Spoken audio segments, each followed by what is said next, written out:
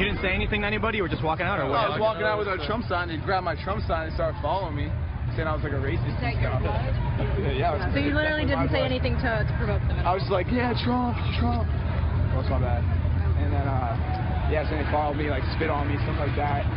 It's like walking away. They're like, get out of here. I'm like, I'm walking away.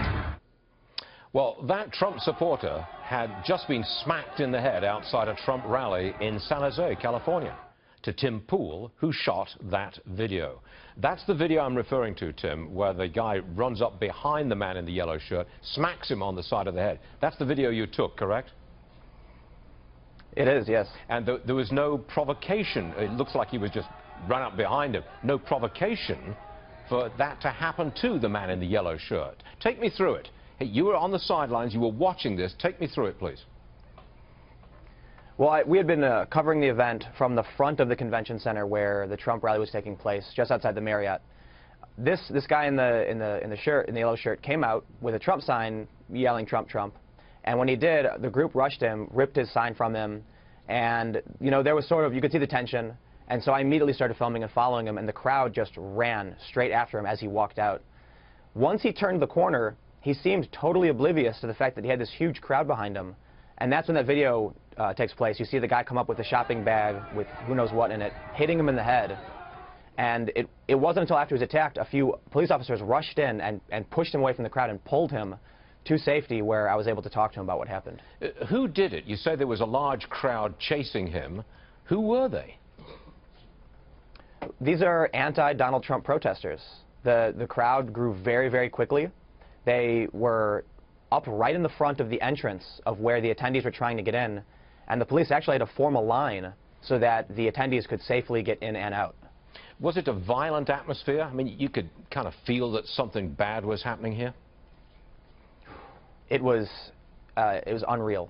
So I had covered the event down in San Diego, and it wasn't this tense. It was similar. We're seeing, these younger anti-Donald Trump protesters are very, very angry, and they're targeting the Trump supporters as they come out.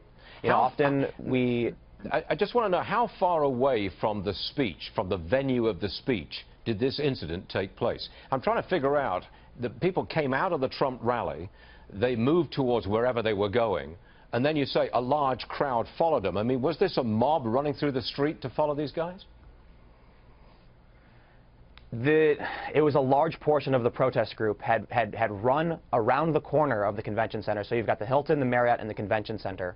Right in the middle is where the rally was taking place. But people were coming out of the sides on different corners of these streets.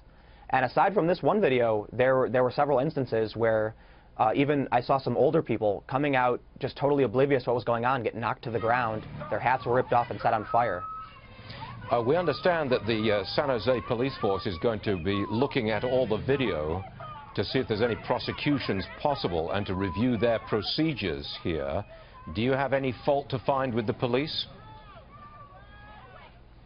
It's, I'm not an expert on police protocol and all that. There was, when this man in the yellow shirt was coming out, there were several officers who did not intervene when the crowd started rushing at him, spitting on him, and pushing him.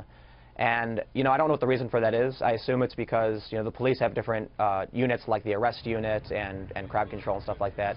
Okay. And it wasn't until after he was hit in the back of the head that officers actually come in and pull him out. Okay. Tim Pool, you shot this video, and we appreciate you sharing it with us. Tim Pool, everyone, thank you very much indeed, sir. Thank you.